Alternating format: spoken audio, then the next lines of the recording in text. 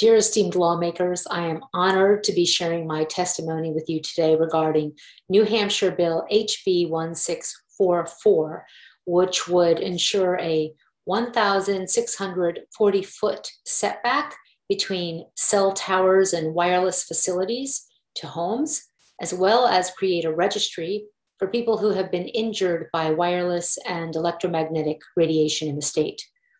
I'm Executive Director of Environmental Health Trust, and this year we won a major lawsuit regarding US federal safety limits for wireless radiation.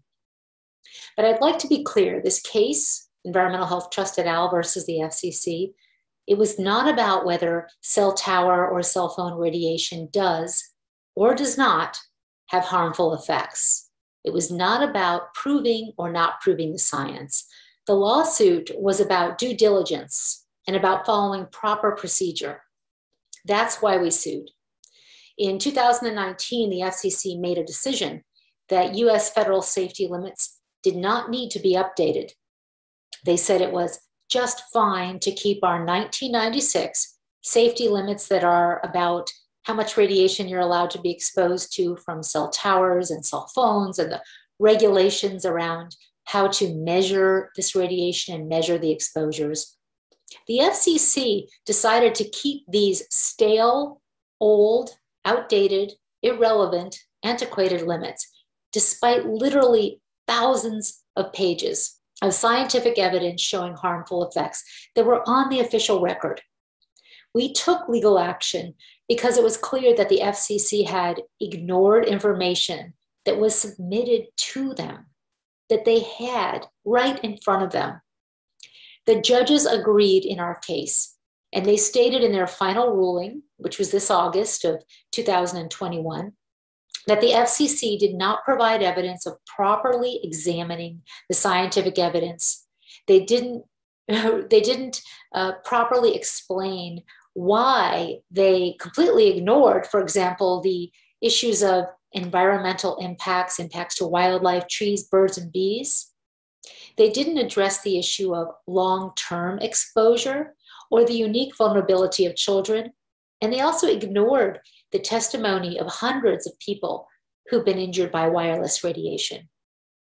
The court found the FCC dismissed the American Academy of Pediatrics recommendations to take a fresh look at our limits, to consider the impacts to children and, of course, pregnant women, and to ensure that children and pregnant women were protected. The FCC dismissed that, as well as many other statements from states and cities and many experts in the field.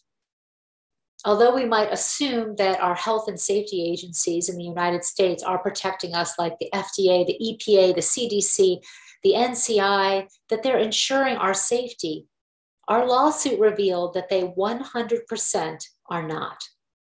To start, the Environmental Protection Agency, the EPA, the Centers for Disease Control, the CDC, the National Cancer Institute, NCI, they have completed 0 scientific research reviews of the current science. 0.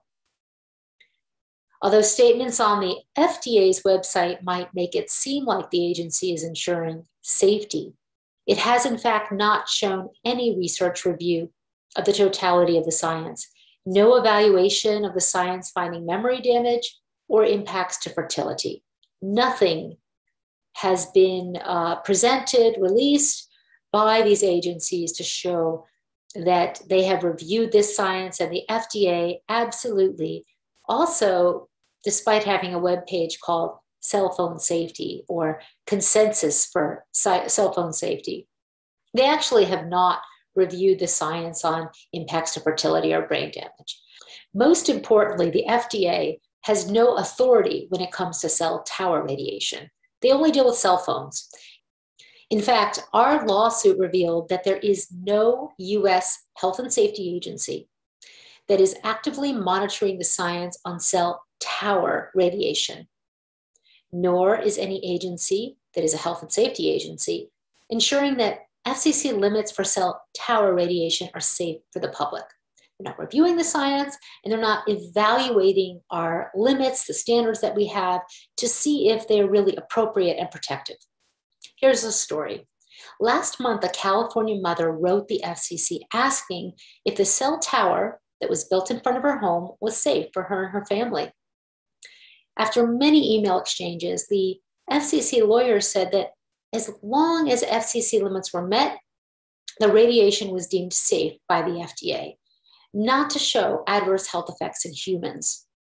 So the mother wrote the FDA asking for the science showing safety. An FDA lawyer wrote her back. Let me quote what the lawyer said. The FDA does not regulate cell towers or cell tower radiation. Therefore, FDA has no studies or information on cell towers to provide in response to your questions, end quote. Now, if the FDA is not evaluating the science on cell tower radiation, then what health agency is? The answer is none. Our lawsuit was about the reality that we have 25-year-old safety limits for cell tower and wireless radiation, as well as a mounting body of science showing harm. Yet no health agencies, none, are ensuring our safety by staying up to date with the totality of the science.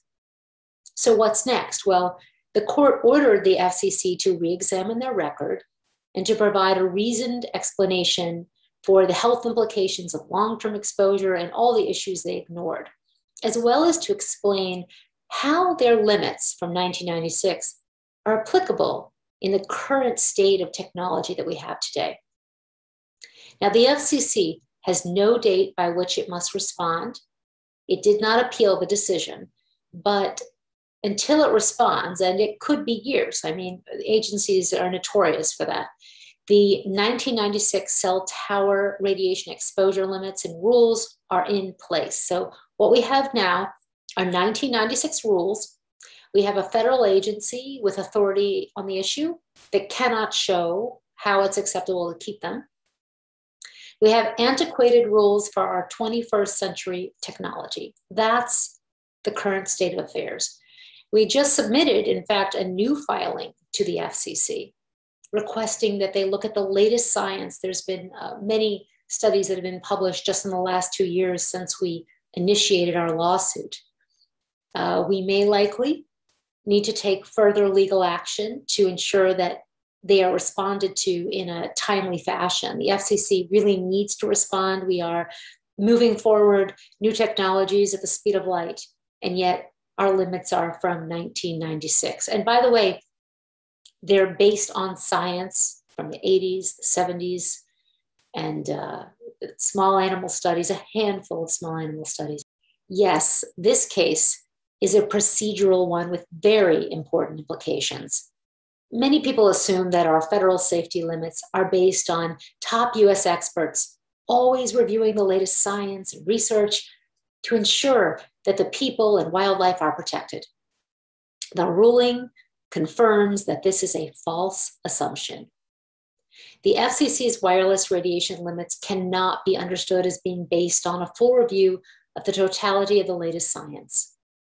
Yet, cell antennas are going up in neighborhoods in front of homes, despite the fact that US rules on their emissions and exposures have not been properly reviewed for 25 years.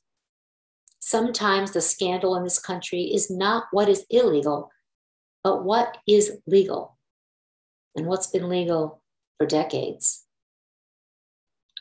Hundreds of scientists are clear that the peer-reviewed science indicates numerous harmful effects, even at very low and legally allowed levels. This is a pivotal moment for our country and for the state of New Hampshire. Courage and political will are what is needed to protect the public and ensure safe and healthy communities. Thank you very much.